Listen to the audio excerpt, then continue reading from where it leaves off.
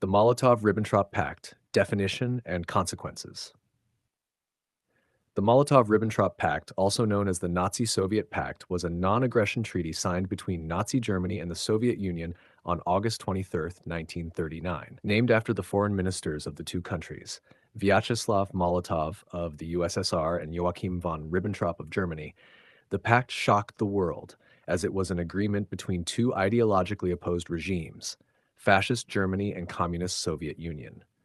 Publicly, the treaty stated that both nations agreed not to attack each other or support any third party that might do so.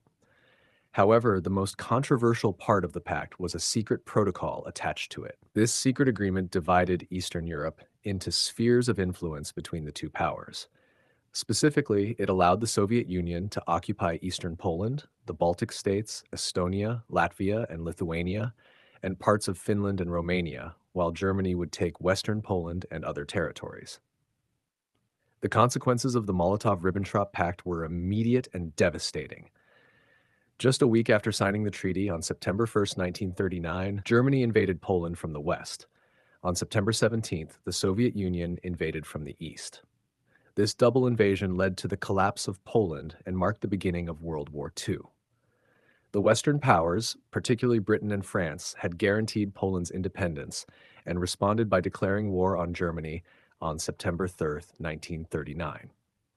The pact allowed Hitler to avoid a two-front war in the early stages of the conflict, giving him a strategic advantage.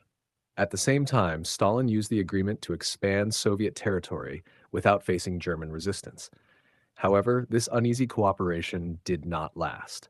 In June 1941, Hitler broke the pact by launching Operation Barbarossa, a massive invasion of the Soviet Union. The Molotov-Ribbentrop Pact remains one of the most controversial political deals of the 20th century. It demonstrated how authoritarian regimes can cooperate for mutual benefit, even while planning future conflict. It also contributed directly to the suffering of millions, particularly in Poland and the Baltic region, where mass deportations, executions, and occupation followed. In post-war years, the Soviet Union denied the existence of the secret protocol, but it was officially acknowledged only in 1989. Today, the pact is a symbol of cynical diplomacy and serves as a historical lesson about the dangers of power politics and appeasement. What happened to Molotov and Ribbentrop? After World War II, Joachim von Ribbentrop was captured by Allied forces and tried at the Nuremberg trials for war crimes. He was found guilty and executed by hanging in 1946. No mercy was shown to Hitler's former foreign minister. In stark contrast, Vyacheslav Molotov survived Stalin's purges and remained a powerful figure in Soviet politics for decades.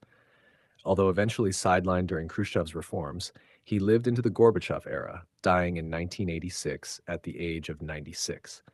His long life and political survival have often been described as a striking example of luck and resilience in Soviet history.